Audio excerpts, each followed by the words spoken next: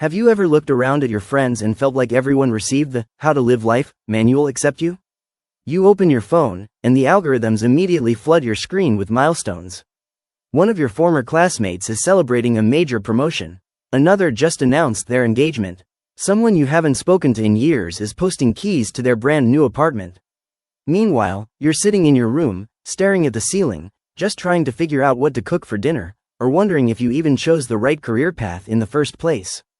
It feels like a race where everyone else knew exactly when the whistle blew, and you're still standing at the starting line, tying your shoes.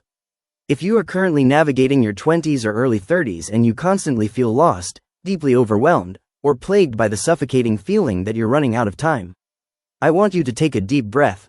Congratulations, you are not failing at life. You are simply experiencing a quarter-life crisis. And despite how incredibly isolating it feels, you are nowhere near alone in this fog. To understand why this stage of life hurts so much, we have to look at how we got here. For the first 20-ish years of our existence, the path was completely clear. The map was drawn for us by society, parents, and schools. You go to school, you pass your exams, you graduate, and you move to the next predictable grade. Success was easy to measure because it was always defined by the next milestone on a straight track. But then, graduation happens. The structured tracks vanish. Suddenly, you are dropped off in the middle of a vast, open desert with no roads, no signs, and no guardrails. You are handed the pen, and society expects you to draw a flawless masterpiece on your very first try. Psychologists point out that a quarter-life crisis isn't actually a sign that something is wrong with your brain or your choices. It is a natural, developmental clash between expectation and reality. We grew up in an era that told us we could be absolutely anything we wanted to be. It sounded inspiring at the time, but they forgot to mention the dark side of endless possibilities. Paralyzing choice. When you can choose any direction, the fear of making the wrong choice becomes overwhelming. What if you commit to this job and regret it in 5 years? What if you move to this city and hate it?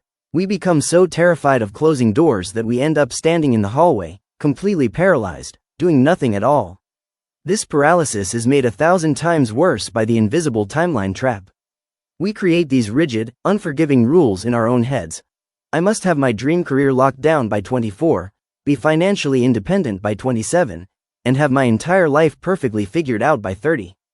But who actually wrote these rules? Life is not a linear, algorithmic race. It doesn't care about our arbitrary deadlines. Life is a series of unpredictable seasons. Think about nature. Some plants bloom early, like sunflowers that shoot up rapidly in the heat of the summer. Other things take years, like oak trees that spend a long time growing deep, invisible roots into the earth before they ever reach toward the sky. Just because your timeline looks completely different from the people on your feed doesn't mean you are late. It doesn't mean you are falling behind. You are simply growing at your own pace, on your own clock, in your own season. So, how do we actually survive this transition without losing our minds? The first step is a hard truth. You have to stop looking at other people's highlight reels. When you scroll through social media, you are comparing your messy, unedited, behind-the-scenes footage with someone else's heavily curated, polished gallery of wins. You don't see their late-night anxieties, their rejections, or their own moments of feeling lost. Stop weaponizing other people's public success against your private growth. The second step is to lower your gaze and focus entirely on the next right step.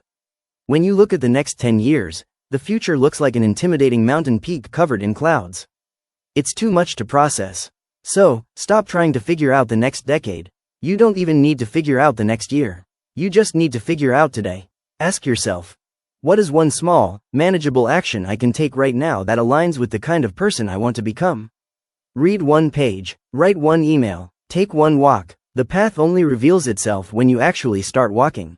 And finally, you need to learn the art of giving yourself some grace. Feeling lost is not a weakness. In fact, it's a beautiful sign that you care deeply about your life, your potential, and your future. This internal friction you are feeling isn't the sound of you breaking down, it's the uncomfortable, heavy sound of you growing up. It is the necessary breakdown of who you thought you had to be, making room for who you actually are. It is entirely okay not to have everything figured out right now. If we are being completely honest, no one actually does. The adults you look up to are also just guessing, learning, making mistakes, and trying their best every single day. So, give yourself permission to be a work in progress. Take a deep breath, release the pressure, You are doing much better than you think you are, and you are going to be completely okay.